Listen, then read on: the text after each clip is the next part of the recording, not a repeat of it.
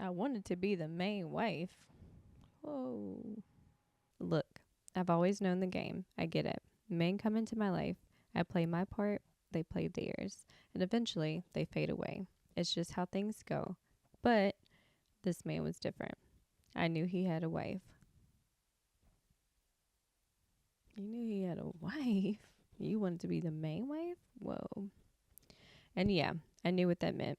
But I do this all the time. I'm in the right places. I know where to be. I know what the signs are. Men find me attractive. They do a little tricking and I let them. And when it's time for them to bounce, I just move on to the next one. But this guy, nah, he wasn't like them. I kind of knew him because he's a professional athlete and I used to be with one of his teammates. So I'm guessing he told him about me. He knew I'd keep my mouth shut. In this economy, who can really afford to keep a 9 to 5, right? So I invested in my looks, and honestly, I wanted to see my investment pay off. And they were paying off. Random trips, he would send me money to make sure I was straight.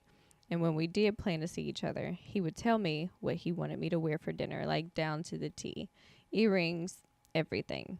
He was really good friends with the owner of a restaurant, so we would always be able to sit in the back, separate entrances, blah, blah, blah, blah. Okay. The only thing I wasn't feeling was his height. I like him tall, and he was a little shorter than I usually go for. But the dude was hilarious. He had me cooking for him, doing his laundry, all that wifey stuff. And I found myself ignoring calls from other men I'd usually drop everything for. Yeah, you was in your feelings.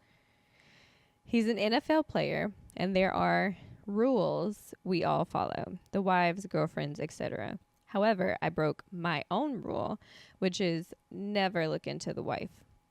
Don't look at what she dresses like, what she does for work, who her friends are. But the problem was, I started seeing myself in his wife's shoes. And you know what? I started thinking about the C word, children. I can't even believe I'm admitting that, but that's where my head went. To the left, a little extra. Okay. One night, we were together, and his wife started blowing up his phone, asking where he was, and y'all, I got so mad. This ain't my first rodeo. I know better than to make a scene, but I couldn't help it. All I wanted to do was snatch the phone out his hand and ask her why she was yelling at my man. Your man? Okay. After that little situation, days went by, and I didn't hear from him, and I was going through it. That's when I knew he got to me. I was trying to be cool, but I was wrapped around his finger, and I'm trying not to be explicit because I know the nature of your podcast. I'm a fangirl, but he had me wrapped. I appreciate you. I love that you are a fangirl of the podcast. We love it, boo. Thank you. Thank you for watching. When we finally spoke again, I broke another rule. I asked the one question you're not supposed to ask. Why won't you leave her? I don't remember exactly what he said, but I do remember feeling so stupid. I could already tell from his answer that it wasn't the same for him as it was for me. It hurt. But it didn't change how I felt about him. I'm sorry, boo. He spent more time with her, but he would confide in me. But I still wasn't the main wife, and that wasn't good enough for me. So one night, after a few too many glasses of wine, I did something even stupider. I called his wife. I didn't cuss her out. I didn't even tell her who I was. I just listened. And what she said, that shattered every lie I told myself. She knew about me. She always knew, but she wasn't leaving. Okay. Because he was her husband, their kid's father, her investment. Okay, so your investment, your looks, her investment is her man. Fair.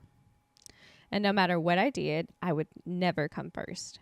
That conversation changed everything. It made me hate the position I put myself in. Then I called him and I gave him an ultimatum. It's me or her. And you know what he did? He laughed. Not a nervous laugh, not one of those I'm sorry laughs. No, he laughed like I was playing, like a real girl please laugh. Then I hung up. He texted me, and I'm going to put word for word what he said. Look, I'm just being real with you because I really do care about you. I've got a future with her. When you and I run its course, that's just what it is. But I'm not leaving everything I've built to be with somebody who's already been with everybody. Dang. He said it like that. And that was the moment I realized I'd never been in control. I was just entertainment to him.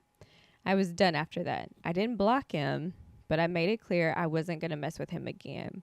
But the messed up part is, if he called me right now, 9 times out of 10, I'd still go see him. But for real, it was a wake-up call. I don't mess with married men anymore. I can't do it. It tore me up. And I'm trying to be better about it, but it's hard because I got bills. So yeah, pray for me. Definitely going to pray for you. And sis, you should definitely block him.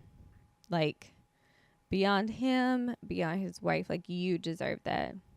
I don't condone messing with married men because I got one right there. And I don't play about him. Just in case I was wondering, like, I don't play about him. Okay. So definitely don't condone like those adulterous relationships. But personally, you deserve to block him because you deserve somebody who is going to love you for you, who's going to make you their person, who's not going to play about you specifically. And that might involve getting some different friends, hanging with a different crowd, getting you a 9 to 5, because you honestly deserve so much better. Yeah. Your worth is very specifically in who God has called you to be, not in the looks that you've invested in or anything of that nature. So I love you. I pray so much better for you, that you find your person, your people, that you have your beautiful children. And yeah, those were wild, very wild stories. What y'all doing? I want to hear y'all's opinions. Tell which one was your favorite story. Which one did you need some more context on? Which one did you need to know what happened? Were there fist fights? No, obviously they got up and left dinner. Okay? Like what's going on? I be wanting to know the end of the story. How did it all play out? Like 3 years from now, did this affect y'all's relationship? Yeah, we need to know. All right. I'll see y'all next story time. Bye.